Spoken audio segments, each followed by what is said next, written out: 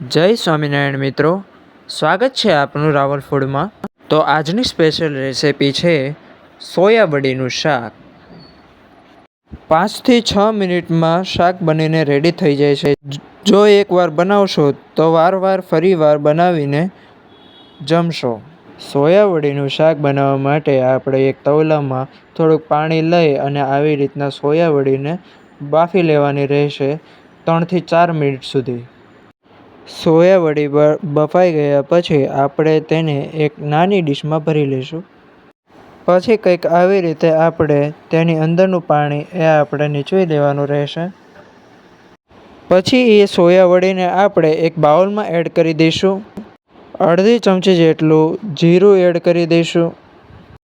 પછી અડધી ચમચી જેટલી હળદર એડ કરીશું। પછી અડધી ચમચી જેટલું મરચું એડ કરી દઈશું અને અડધી ચમચી જેટલું મીઠું એડ કરી દઈશું। પછી અડધા વાડકા જેટલો ચણાનો લોટ આપણે એડ કરી દેવાનો રહેશે, જેનાથી હર એક સોયાવડીમાં સારી રીતે મિક્સ થઈ જાય, ચોંટે। 5 મિનિટ સુધી રહેવા દઈશું।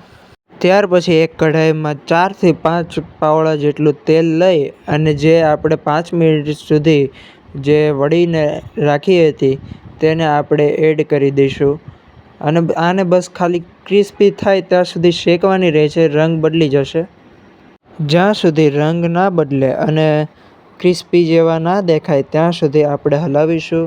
તૈયાર થઈ જાય ત્યારબાદ આપણે એક ડીશમાં ભરી લેવાના રહેશે।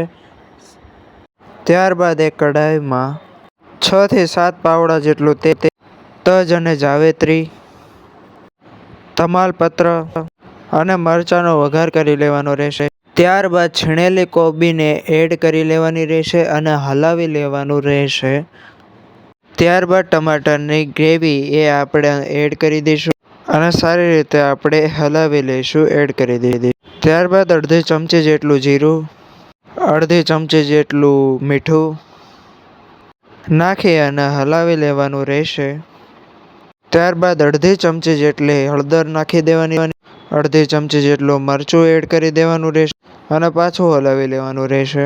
ત્યારબાદ 5 મિનિટ સુધી રાખી મૂકેલી સોયાવડીને એડ કરી દેવાની રહેશે। સરસ રીતે એડ કરી લેવાનું રહેશે, એટલે કે હલાવી લેવાનું રહેશે। ત્યારબાદ 1 ગ્લાસ જેટલું પાણી એડ કરી દેવાનું। 1 ગ્લાસ જેટલું પાણી એડ કરી અને સારી રીતે મિક્સ કરી લેવાનું રહેશે, હલાવી લેવાનું રહેશે। એવી રીતના એડ કરવાનું છે જેનાથી બધી જ સોયાવડીમાં મસાલો સારી રીતે પેસી જાય।